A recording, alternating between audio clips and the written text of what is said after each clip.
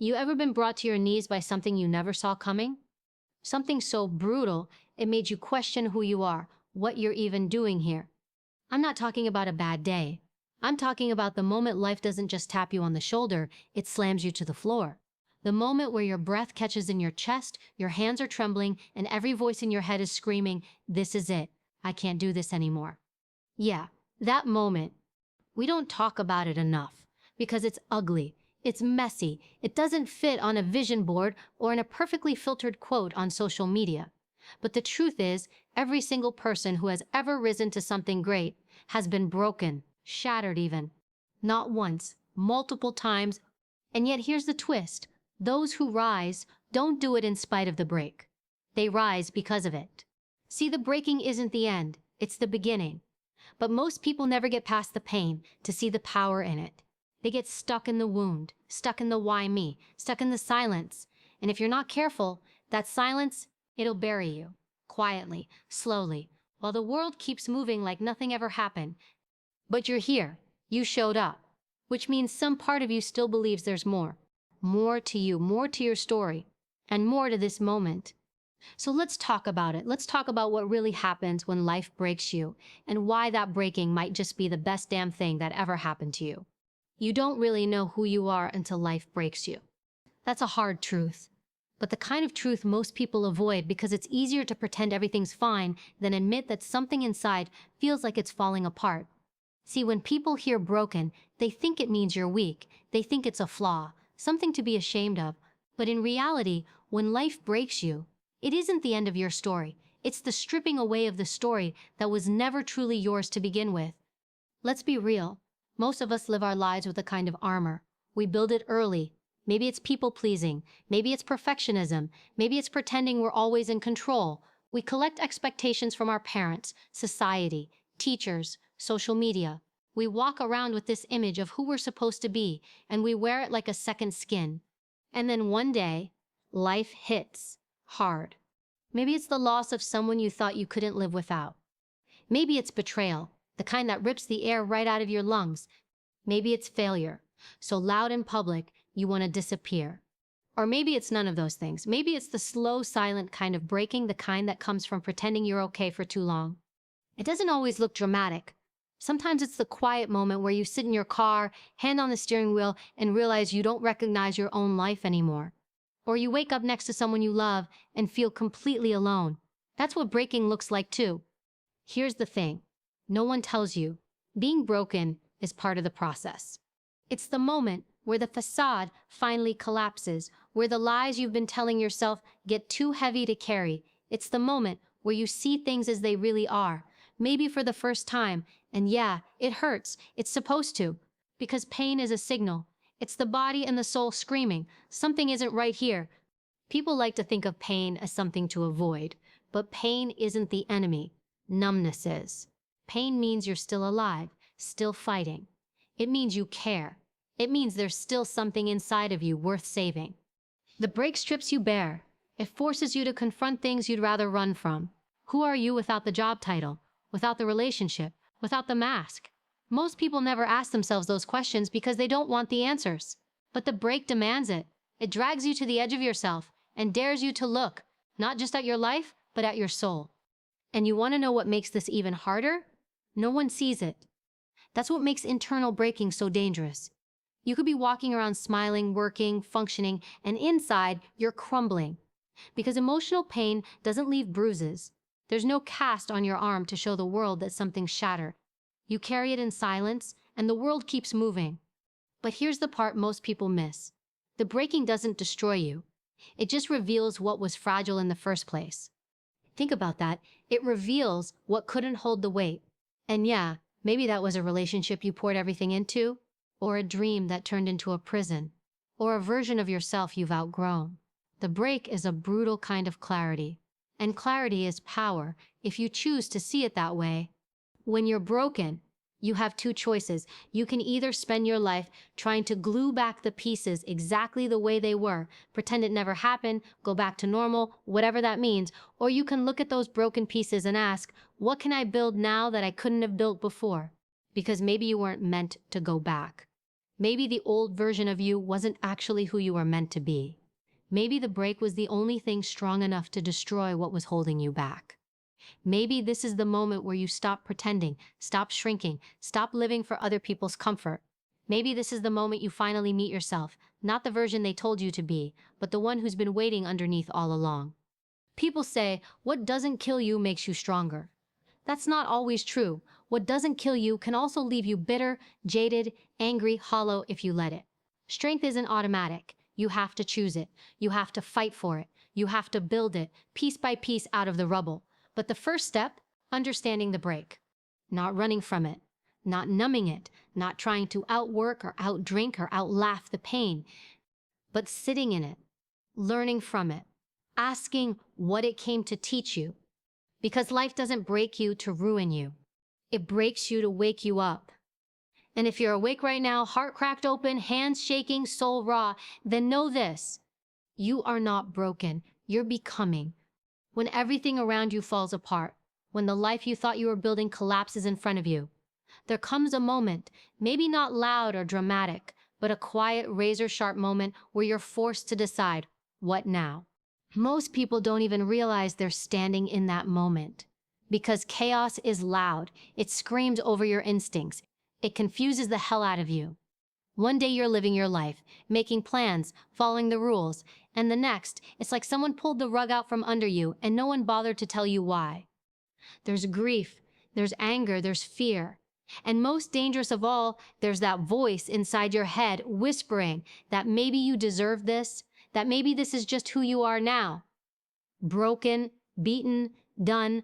But the truth is, in the middle of that chaos, when your whole life feels like it's gone off the rails, you still have one thing left: choice, not control. Control is an illusion. If you didn't know that before, you do now. You don't control other people. You don't control fate. You don't control loss or betrayal or what the world throws at you. But what you do control, what no one can ever take from you, is how you respond. And that response, that's everything. You can choose to sink, to get swallowed up by the storm, to let the pain write your story. You can let bitterness build a home inside you. Let resentment eat away at your energy, your potential, your joy. You can let what happened define you. And truth be told, nobody would blame you.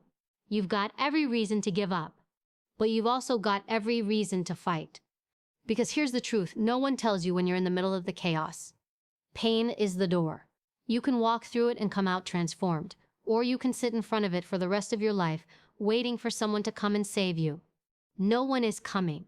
And that's not something to fear. It's something to claim. Because once you stop waiting for the apology that never comes, the closure that never arrives, or the miracle that fixes everything, you take back your power.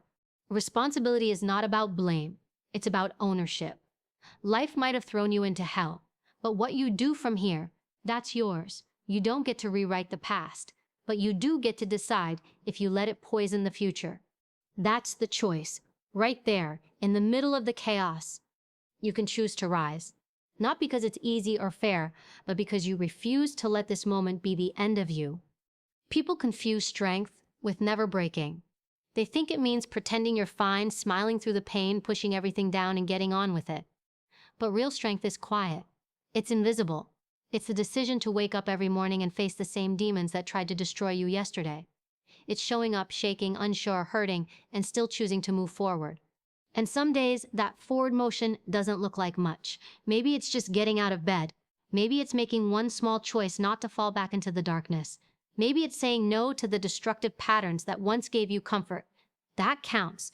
Every choice you make in the chaos either builds you or breaks you. So ask yourself, what are you choosing? Are you choosing bitterness or healing? Are you choosing numbness or growth? Are you choosing silence or the courage to speak your truth? Because chaos has a way of making us forget that we still get to choose. It floods us with emotion, distracts us with pain, and makes us think we're powerless. But the most powerful people you'll ever meet, the ones who radiate calm in the middle of storms, they aren't the ones who never broke. They're the ones who learned how to choose with intention inside the break. They learned that self-pity is addictive, that blame feels good in the moment but builds nothing, that revenge is hollow, and that real peace doesn't come from outside circumstances. It comes from deciding, this will not define me. Look, no one wants to be here. No one asks for chaos. But sometimes chaos is the only thing strong enough to burn away everything that's false, to force you to stop, to listen, to wake up. And in that awakening, there's power. Not the kind that shouts or postures, the kind that whispers, I'm still here, and I get to decide what happens next. So choose. Choose discipline over despair. Choose integrity over rage. Choose hope, not because it's easy, but because it's yours. You won't get it perfect. No one does. You'll stumble. You'll question everything. But every time you choose to stand, even if it's just for a second longer, you win. You beat the chaos. You reclaim your life. One breath, one choice, one moment at a time. The storm may rage around you. Let it. You build from within. And that choice, that's where everything changes. Rebuilding after life has torn you apart isn't about getting back to who you were. That version of you is gone, and maybe that's not a bad thing. Maybe the old you was playing small, living afraid, compromising, or carrying pain that never belonged to you in the first place. Rebuilding doesn't mean restoration. It means redefinition. And it's hard, harder than the breaking itself sometimes, because the break is loud, explosive, undeniable. But the rebuild, it's quiet, lonely, slow, and there's no applause, no audience, just you, your scars, and the question, now what?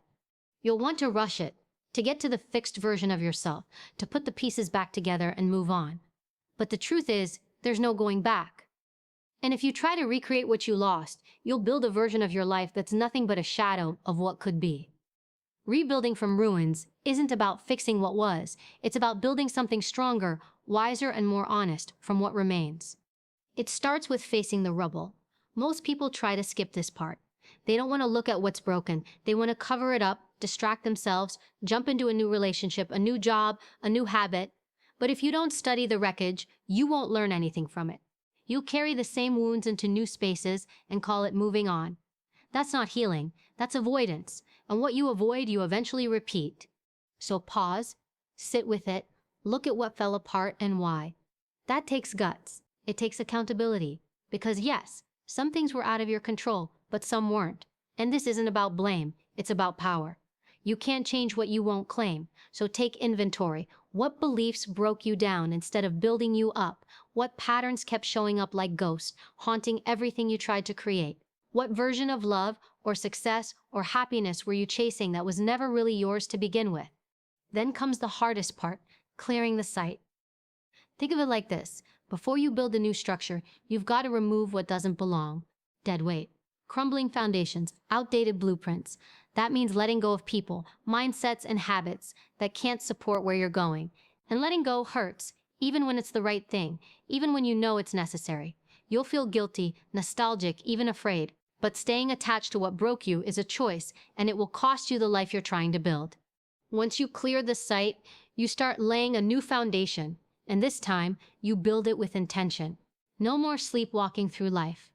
No more chasing validation or approval or perfection. You choose your values on purpose. Maybe it's discipline. Maybe it's peace. Maybe it's truth, even when it's uncomfortable. Whatever it is, you embed it into everything you do, not because it's trendy or expected, but because it aligns with who you are now, who you actually are, not who you pretended to be. And let's be clear, rebuilding is not glamorous. It's not some inspirational montage with uplifting music. It's waking up early when you're still exhausted. It's showing up for therapy when you'd rather shut down. It's taking care of your body, your money, your relationships, even when it feels like no one notices, especially then. Because this new life you're building, it's not for show. It's for you. It's solid, quiet, rooted. You'll have setbacks. Days where it feels like you haven't moved an inch. Days where you question if you're even capable of being whole again. But rebuilding isn't linear. Some days you'll lay bricks. Some days you'll tear them down and start again. That's okay. Progress isn't always pretty. Sometimes it looks like failure, but every step counts, especially the ones no one sees. And the people around you, they'll change. Some will support your growth, some won't. Some will miss the version of you who made them comfortable, who played small, who stayed silent. That's not your burden to carry. You're not rebuilding for them. You're building for the person you were always meant to become, the one the break forced you to meet. Over time, something wild happens. You start to feel pride, not in a showy way, but deep in your bones. You look at your life and think, I did this. No one rescued me. I built this from ruins. And that pride, it becomes fuel, confidence, stability. Not the fake kind you post online, the real kind that lets you walk through storms without flinching because you've already survived the worst and rebuilt from it. And don't get it twisted, this doesn't mean you won't break again. Life doesn't promise immunity. But when you know how to rebuild, you stop fearing the fall. You stop clinging to stability that was never real, because you understand something most people don't. The power isn't in staying whole, it's in knowing you can put yourself back together, stronger every single time. So take your time, build slow, build true, brick by brick, word by word, day by day. Don't wait for the perfect plan, just begin. Because the ruins may have been where your old life ended, but they're also where your real life begins. There comes a point, after the storm, after the silence, after the long and lonely work of rebuilding, when you realize something has shifted. You're no longer just surviving. You're no longer patching holes or tiptoeing around your pain. You're different now. Hardened, maybe, but not cold. Focused, clear. You're becoming something most people never reach. You're forging the unbreakable self. But let's get one thing straight. Being unbreakable doesn't mean nothing touches you. It doesn't mean you're immune to pain or that you walk through life untouched by struggle. No, it means you've developed the strength to bend without snapping. You've become the kind of person who can stand in the middle of chaos, disappointment, loss, and still choose your integrity, your vision, your values. The unbreakable self is forged in the fire. That's not just a metaphor, it's the truth. The fire of rejection, betrayal, failure, heartbreak. And most people try to escape the heat. They reach for comfort, for numbing, for distractions that feel good in the moment, but cost them their potential in the long run. But if you can stay in that fire, if you can face it, learn from it, stand tall inside of it, you start burning away everything that doesn't serve you. You lose the illusions, the ego, the need for external validation. You find out what's real. And what's real is this: no one is coming to save you, and that's your greatest advantage. Because when you realize that, you stop waiting. You stop negotiating with fear. You stop handing your worth to other people, hoping they'll treat it with care. You become responsible for your growth, your decisions, your outcomes. And that kind of responsibility, that's power. Quiet, internal power that can't be taken from you. Forging the unbreakable self means rewriting the way you see pain. Instead of asking, why did this happen to me? You start asking, what is this teaching me? Instead of reacting from emotion, you start responding with wisdom. You stop needing to prove yourself to people who aren't even watching. You let go of the noise, the opinions, the expectations, the pressure, and lock into something deeper. Purpose. Not a job title, not a role. A code. A way of being that's rooted in your truth. You start setting boundaries. Not because you're angry, but because you respect yourself. You say no more often, not out of defiance, but out of discipline. You don't over-explain. You don't chase people or beg them to understand you because you've stopped looking for safety in others. You've built it inside of yourself. And that's rare. Most people walk through life reacting. You're choosing to live intentionally. Most people hide from discomfort. You lean into it. That doesn't make you better. It makes you honest with yourself, with the world.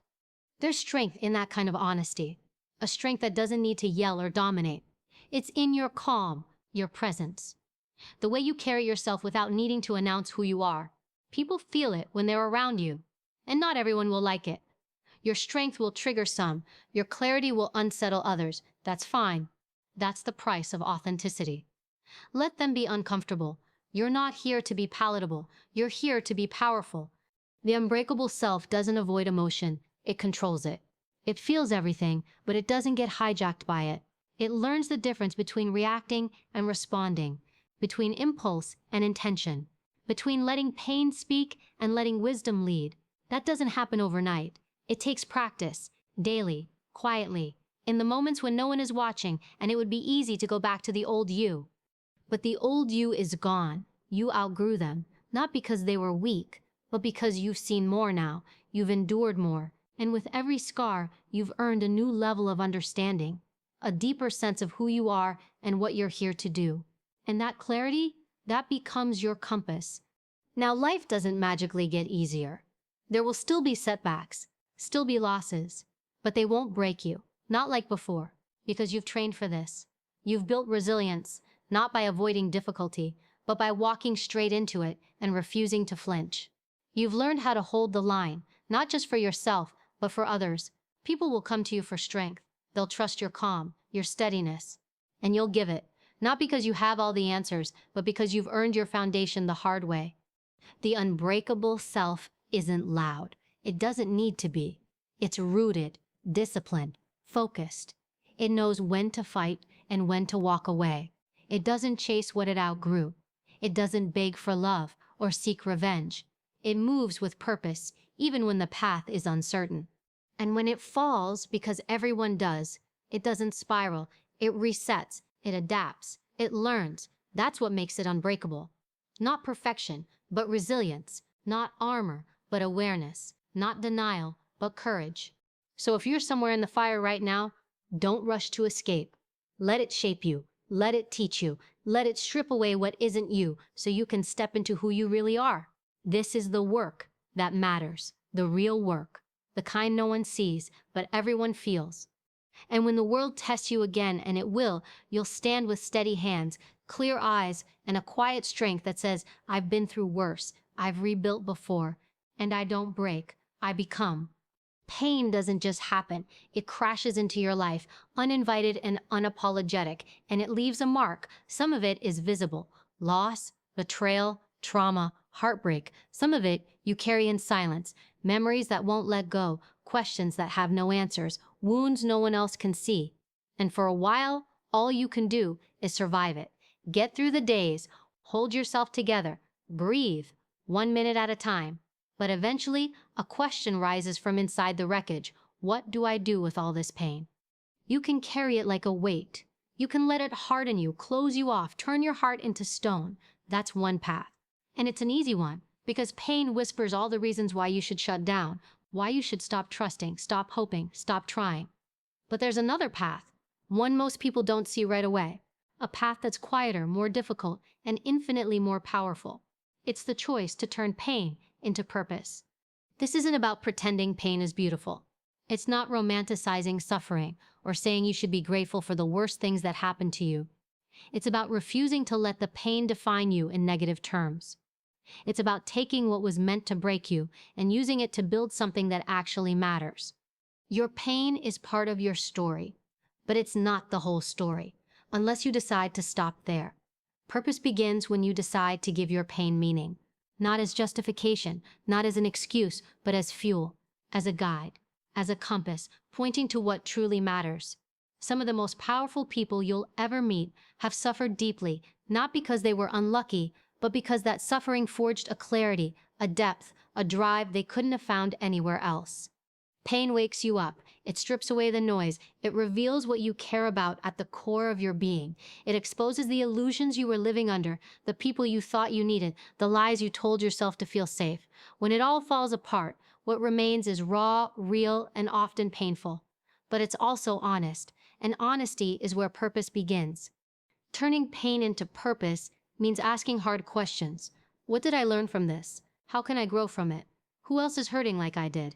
And how can I help them? That last one, that's where the shift happens.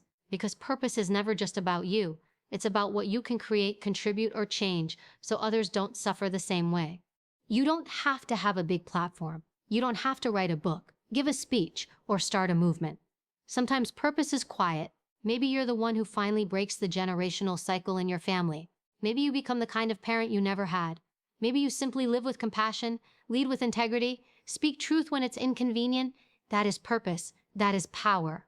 When you choose to transform your pain into something meaningful, you stop being a victim of your story. You become the author of it. You decide that your past does not get the final say. You become a living example of what's possible, not because you never fell, but because you got up and kept going, eyes open, heart engaged. This process isn't linear.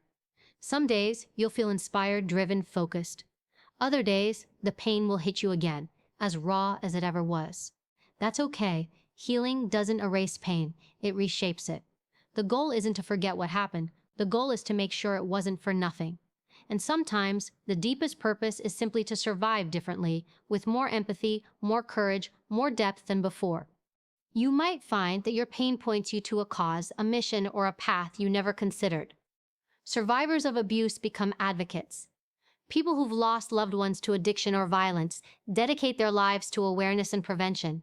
Individuals who've struggled with mental health become beacons for others lost in the dark. That's not coincidence. That's purpose born from the fire. But here's the thing. You don't need a tragedy to live with purpose. Everyone has pain. The question is, will you bury it or build with it? Will you hide it or use it to connect, to lift, to teach, to lead? Turning pain into purpose is not about becoming invincible. It's about becoming real. It's about standing in front of the mirror and saying, yes, this happened. Yes, it hurt. But this is not the end of my story. It's about refusing to let the worst thing that happened to you be the most important thing about you. You have the power to alchemize your pain into something sacred, not through force, but through intention. Through choosing not just to heal, but to help. Through choosing not just to move on, but to move others. That's the kind of legacy that lasts. That's the kind of strength that echoes. So if you're holding pain right now, real pain, old pain, unspoken pain, ask yourself, what can I create from this? Who can I become because of this? Who might need to hear the truth I'm still afraid to say out loud? These questions aren't comfortable, but they're the beginning of purpose. Because the pain didn't happen so you could stay broken. It happened so you could discover the part of you that refuses to be destroyed. And from that part, you build, you serve, you lead, you live, not despite the pain, but because of what it taught you, because of what it revealed in you. And that's the purpose no one can take from you. When life breaks you, you are faced with a truth most people spend their entire lives avoiding, that nothing external, no person, no job, no amount of success can hold you together. Only you can do that. Not the version of you that smiled through the pain or pretended to be fine, but the real you, the one who crawled through the dark, the one who rebuilt in silence, the one who stood back up when there was no applause, no encouragement, just grit. You are not what broke you. You are what survived it. You are what rose after it, and that rise, imperfect, messy, slow, is everything. So here's the truth. You are allowed to hurt. You are allowed to cry, to fall, to question, to scream. But you are not allowed to quit on yourself. Not now. Not after all you've lived through. You owe it to that version of you, the broken one, the silent one, the one who thought they couldn't go another day, to finish what they started, to turn pain into power, to turn survival into strength, to live a life that doesn't hide the scars but honors them. You want to know what real power is? It's being able to say, I've been through hell and I didn't come back empty-handed. I came back with purpose, with perspective, with fire. Because when life breaks you, it's not the end, it's the beginning of who you were always meant to be.